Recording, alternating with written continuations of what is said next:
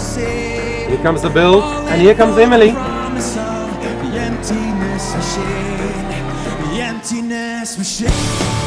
Yeah. Great entry, hey? Really well planned, worked out. Quick interruption. I wanted to show you guys a video clip of Mike Shinoda on the Jimmy Fallon show, because this clip really showed the humanity and the vulnerability of Mike, the realness of him as a person. And the story was about one of his daughters practicing for a school concert, and she played the guitar, and he overheard her practicing, and he went in and he said, "That's really cool, honey, but this one chord you're playing, it's not the right chord. Your fingers actually go here." Then his daughter basically dismissed him, saying something like, "Yeah, whatever, Dad." And he was like, "Okay, I'm going to leave her alone." The next day, the daughter came to her dad and she said, "Hey, Dad, you know that chord that you talked about? Can you show me how it goes?" And he helped her and so on. And so that evening when Mike and his wife were chatting and he told her about it, the wife said, "You don't know the whole story, baby. I went into our daughter's room after you and her spoke yesterday, and I said to her, 'Honey, you really need to listen to your dad.'" And the daughter was like, "Why? What does he know about performance?" And so the mum went and she showed their daughter a clip of Linkin Park playing to like 85,000 people in a stadium concert. And the daughter was like, "Who's that?"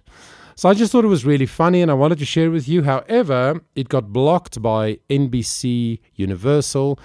My video got blocked worldwide, so I had to remove the clip. So this little voiceover is just to give you context so that you know why I wanted to show it to you and so that the rest of the video would make sense. What a cool story. Mike Shinoda, founding member of Linkin Park, chatting to Jimmy Fallon just after the announcement of the new album, the new tour, the 2 new band members. I'm excited. Let's get into it.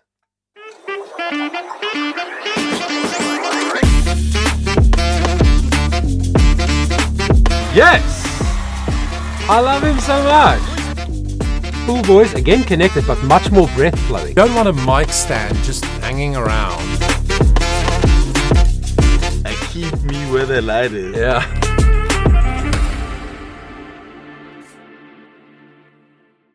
What's up, guys? Welcome to the channel. You probably clicked because you're as excited as I am about Linkin Park getting back together. Well, I guess that's one way to put it. But Linkin Park relaunching with a new drummer, Colin, and a new lead singer, Emily Armstrong. And I've just been delving into this a little bit over the last week or so.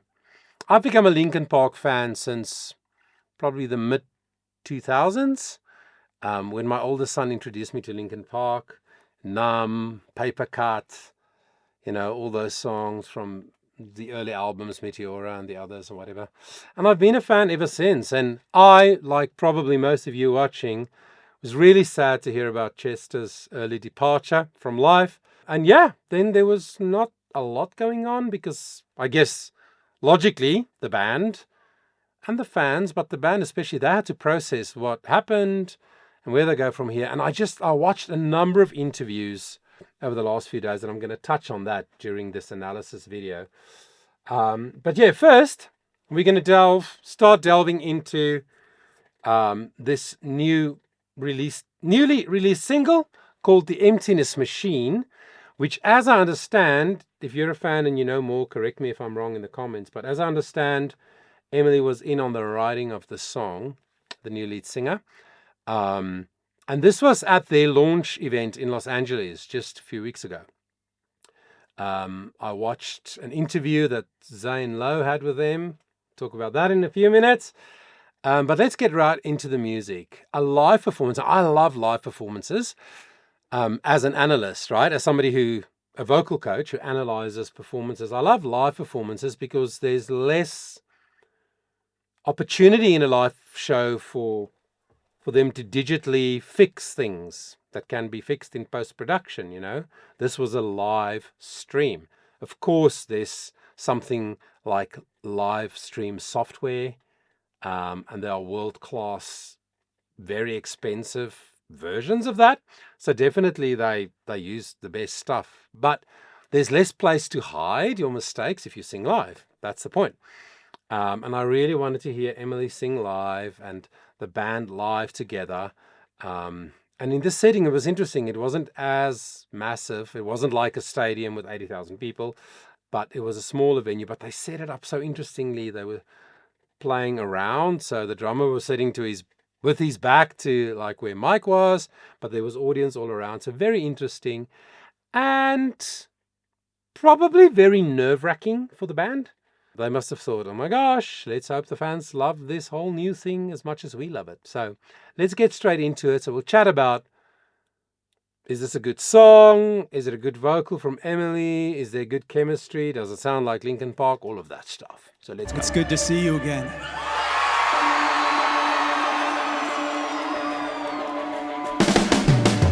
Your blades are sharpened with precision, flashing your favorite point of view. I know you're waiting in the distance, just like you always do, just like you always do. Okay, so interesting, in the first bar or two of the intro, boom, it sounded like Linkin Park to me. And then in comes Mike Shinoda. Not the new lead singer, but a familiar voice. Your blades are sharpened with precision, And he just sings in that normal voice of his. He's an example of a singer in a band. Like, he's not the frontman, he's not the frontline singer, but he is a definite vocal, very present vocal in many of the tracks, right? Sort of rapping or speaking in some of it, singing in a lot of it, and he has been all along. But he's an example of a singer in a band, in a super successful, world famous band, who doesn't have a super incredible voice, whatever. I'm saying normal voice just to describe that he was never a Chester in terms of vocal ability, right? He still isn't. But he just knows and understands his voice so well. And he writes all the songs, or he's involved in writing all the songs. So he writes it so that he knows that he can sing it well. So in he comes. How about that line? It's good to see you again. What a beautiful way to open that concert. So yeah, D minor. Da, da, da, da, da, da, da, da. So far, fairly straightforward chord structures, predictable, but already in the production, you can hear, like the layering of the instruments, you can hear it's heavy guitars, it's Linkin Park, it's got so many typical Linkin Park vibes already in the song. I mean, I've spent a lot of time listening to this song in the last week, as you probably have too, and already I'm like, yeah, there's a Linkin Park song. So brilliant. Let's keep going. Already pulling me in, already under my skin, and I know exactly how this ends. I let you cut me open just to watch me bleed. Gave up who I am for who you wanted me to be. That's also a very typical Linkin Park thing. Building up, just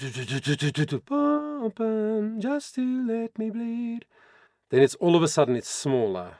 So brilliant. It's a typical Linkin Park thing, but it's also a strategy that some performers use, some songwriters, and in the production. Build it up and then bring it right back. It just makes you lean in as the listener. It just keeps your interest, you know. And then you can just really listen to the voice and listen to the words. I love it. Don't know why I'm hoping for what I won't receive. Here comes the build, and here comes Emily. Promise of the emptiness machine. The emptiness machine. Great entry, hey? Really well planned, worked out. And now she sings verse 2. Going around like a revolver.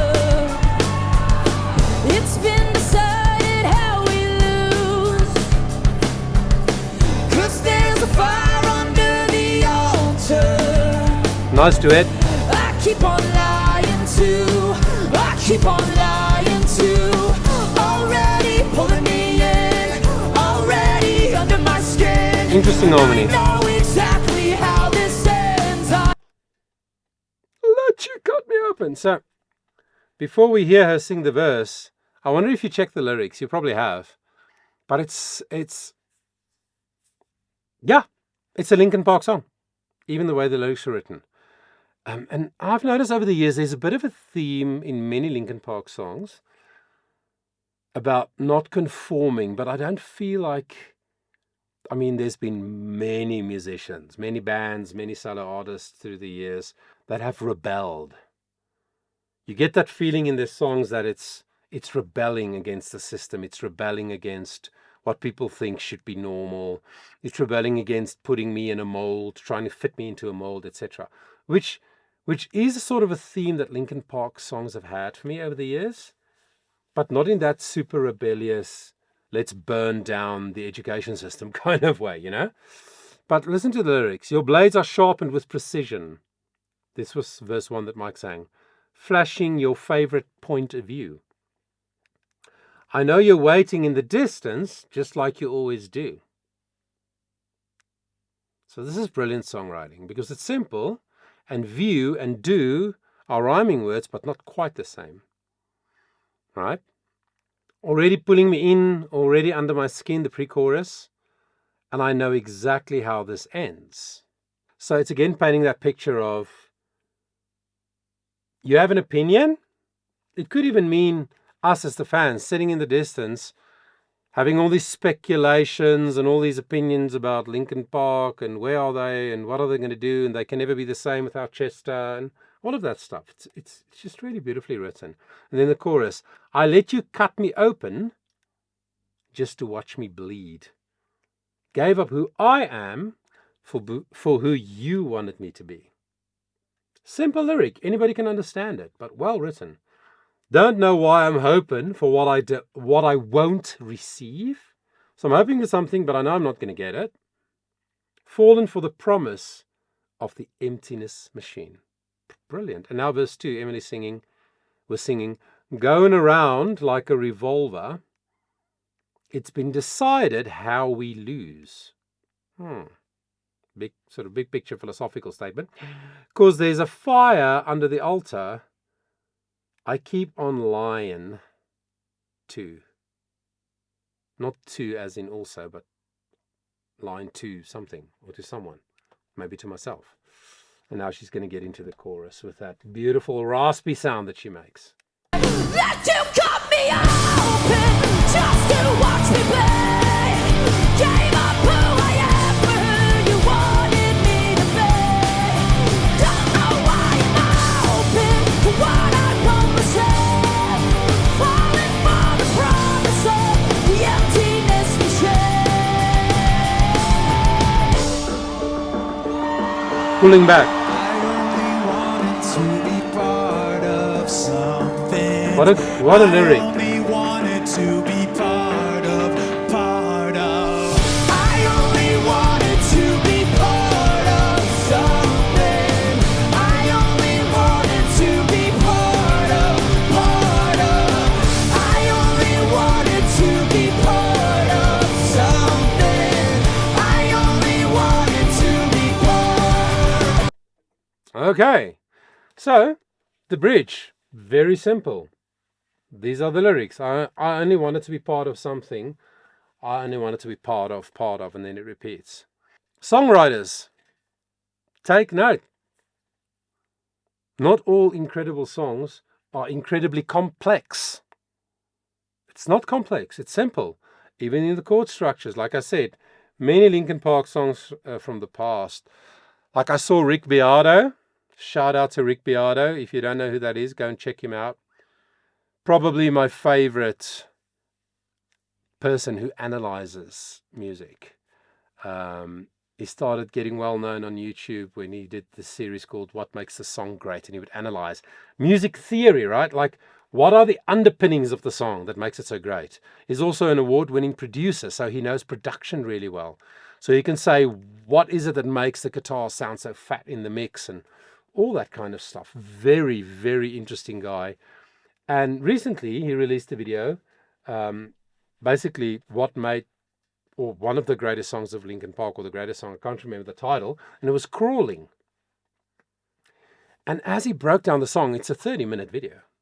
You have to like geek out a little bit like me to enjoy it. But when he breaks it down, like the chords and how it's a parallel major and minor thing, and the modes that are suggested, and the flat sixes and all that kind of stuff. When we first listen to a song, we don't go, oh, that's a flat six, that's a relative minor, whatever. We just know the song connects with us, right? And it's because it's beautifully written. So some of the Linkin Park songs in the past were actually quite complex under the skin. Yet you don't need to understand the complexity to enjoy the song, right? But this song is not that, in my opinion. It's pretty straightforward, simple, clearly written to work for the lead singer, which it does. Let you cut me open, just on the D5 there. Man, and she sings it with that rasp, with that growl, that rock growl. So good, so well controlled. And again, this is live. So the intonation, which means the pitch, her pitch is very good. Her technique's very good. She is exactly and does exactly what she is supposed to be to make the music work. Now, we have to talk about so many fans around the world who are so disappointed that Linkin Park is trying to replace Chester. Which, of course, they are not. And I wanted to play a small clip for you now from another interview that somebody had with Mike Shinoda, where he talks about this whole Chester versus Emily thing. So yeah, this is a video where Mike's being interviewed by a lady named Nicole Alvarez. Some of you might know who she is. The YouTube channel is called K-Rock, I don't know, K-R-O-Q. I'll link it down in the description if you want to go and click there and watch that interview. Beautiful interview. But listen to what Mike says on this whole Chester-Emily thing. I know that in the context of the music that's not released yet, like I know that I love it. Like I think her voice is incredible. And the best thing for people who have such a strong connection to Chester to know, just to know about me, is that Chester was a one-of-a-kind person and a one-of-a-kind voice. And Emily is also a one-of-a-kind person and a one-of-a-kind voice. Like, she's not trying to be him. She's trying to be her. And it so happens that I think she, singing on these songs, sounds like Linkin Park. She sounds like Linkin Park. I agree. I said to someone this morning, if I heard that song, not knowing what was going on in Linkin Park's history, if I heard that song, I would go in the first 30 seconds, wow, that sounds like Linkin Park. So kudos to them for finding, and I watched this interview with Zane Lowe. I don't know if you saw that. I will link that as well. You should check it out. It's an Apple Music program that he has. So Zane Lowe, I just checked this morning. He had a show. He's from New Zealand originally, 51 years old now. But he had a show on BBC Radio 1 from 2003 to 2015, and did all these interviews called Zane Lowe Meets, and he's clearly very, very good at it. And he has a relationship with the band. You should really check out that interview. And then in March 2015, he finished there, and he started with this Apple Music show where he interviews people. And it was a brilliant, beautiful interview, sitting with the new band. So four members from the previous era, and then a new drummer and a new lead singer. And they just spoke so openly and so calmly and so transparently about their journey. And what was interesting to me was that what came out of that interview was they just started to get together after a few years and just have breakfast, the members that were left in the band. And then they said at one stage, let's just get together in somebody's studio and just make some music. Let's just write some songs. Let's just be creative. Not necessarily, let's try to re-establish the band, but we are buddies. We have had this incredible journey together all these years. Let's just get together and make some music. And then stuff started to happen and they were feeling good about it and they loved getting together because their relationships are so strong. And then stuff started to happen and they were like, how about we get some singers in to join us in these kinds of sessions where we just sort of try and create something, you know? And there's a whole history of how they came across Emily Armstrong and whatever. And she had some sessions with them, several, over a number of years, while you and I were just sort of forgetting about Linkin Park and not knowing that they'll ever be up and touring and releasing music again. They were busy in the background, but it was very organic. You know, somebody suggested to them, oh, why don't you have like a competition? That's like The Voice, you know, and the winner be the front man or whatever. And they was just like, no, that's not how we roll, man. We are a friendship. We are a unit. This is relational. And I love that. I got to know Mark Shinoda in the last few days more than I've ever known him before. And the man is just a gem of a human being, in my opinion, from what I can tell. So calm, so balanced. So yeah, and then after a while, they were like, okay, the drummer had a reason for saying, look, I'm not moving forward with this. I didn't really read up on that part too much. But then also how their paths crossed with Colin, the new drummer, was also very interesting. Just a session that they had and said, we need a drummer, and somebody knew him or whatever, and he came in and it felt really good. And then they asked him to come in again and, you know, whatever. And then there was a moment where they were all like looking at each other like, is this it? Are we Linkin Park? The six of us, you know? So beautiful story of getting healing from the loss of Chester and just taking time and then starting to reconnect and starting to be creative again and then collaborating with other people. And then there was just a moment where they were like, this is us. We are Linkin Park. I love that. I think it's beautiful. All right, let's keep going. Now the last chorus. So cool. Just to watch me play.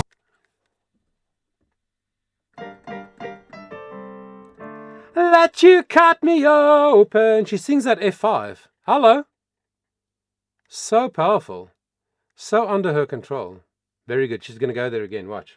Gave up who I am for who you wanted me to be. Don't know why I'm open. So fucking I am. Somewhere. For the promise of the emptiness we share. The emptiness we share. I only wanted to be part of the emptiness we share. I only wanted to be part of the emptiness we share. Ladies and gentlemen, that is Emily Armstrong. Yeah. So good. Sorry, I thought she sang that F twice. But anyway, clearly Emily has vocal skill. She knows her voice. She's almost 40 years old as well. She's had a journey as a musician. She was part of forming many bands. You know, these things don't just happen. Sometimes it surprises us as the fans. We live our lives. We get on with trying to pay the bills, you know, building a career, whatever, raising a family. We live our lives. And then the next minute we hear, oh, Linkin Park's back. And we feel like we have the right to just like criticize everything. But we don't know. We don't know the story. We don't know the backstory until they come out so beautifully with honesty and vulnerability and just share their story. And I looked at all these interviews and I was like, nothing's fake here. These people are real. And they are loving being Linkin Park again. Nobody's trying to replace anybody. New drummer, new frontline singer, so it's still Linkin Park. The band and the music of the band is bigger than any individual member. That has to be the case. If you're building something that ceases to exist after one person leaves, I don't know. I guess that's a big picture thing to talk about. But I want to share one more clip with you. So please stay and watch this, yeah? This is also when Mike was in this interview with Nicole Alvarez, and he talked about a bit more about Chester and Chester's nature and what Chester maybe would have said about this moment in their history. Which is unbelievable. I'll ask you one more thing before we wrap it up, and just because I want to include Chester, if he could, and I know he is in some way, but if we know that he's watching, what do you think he would think about all that's happening right now? Because I think he'd be stoked. Good question, yeah. Well, I appreciate you saying that. Well, like a couple things about Chester that I know is that he would never like he was an open-minded person when it came to music he liked. He would like, and so the idea that the band being fronted by a female singer is something that I feel like he would have come up with the idea. He would have been, you know what I'm saying? Like he was never like I don't know. I feel like there's some dudes who are like sexist about their rock and roll, and none of us have ever been that way. Funny side note, actually, funny piece of trivia. We didn't need to change any lyrics to any of the songs that Emily is singing because there's no he, she, whatever. That's interesting. Have you ever thought about that? It's all relatively ambiguous. So strangely, she doesn't ever have to change a he or a she. That is really cool. Anyway, so that just popped in my mind. Sorry for the Okay. sidetrack. But yeah, to your point, like I said something to the fans last night. That my hope is that Emily can be Emily, and if you're feeling like a connection to Chester when you're listening to the music, then let that come through you. I think he can come through his singing can come through the mouths of the crowd, as opposed to like putting Emily in that weird position. I think the best thing for her to do is her to be herself, and obviously, like we all love what Chester, how Chester sang and what he meant to the band. So that goes without saying. Yeah, that's it. I love that. He says like a lot and doesn't always complete his sentences, but yeah, he's obviously very relaxed and very authentic in this interview, as he seems to be everywhere I saw him. So yeah, anyway, I'm genuinely excited. I mean, I can't get this out of my head. It's so catchy. Loving the song. Really excited about maybe they'll release another few singles before the album release in November. But really keen for the album, and now they have this tour. They planned it out so well. Mike and the management team, obviously, who I don't know exactly who that is, but their whole team, obviously world-class people who know how to roll out a thing like this. And they're just doing it brilliantly. And I am rooting for them, and I cannot wait for the new album. Let me know what you think. Please leave a comment. I'd love to hear if you have more information about any of this. Let us know. I enjoy it, and so do many other people who read the comments. Thanks for spending the time with me, and until next time, I want you to remember that your voice matters.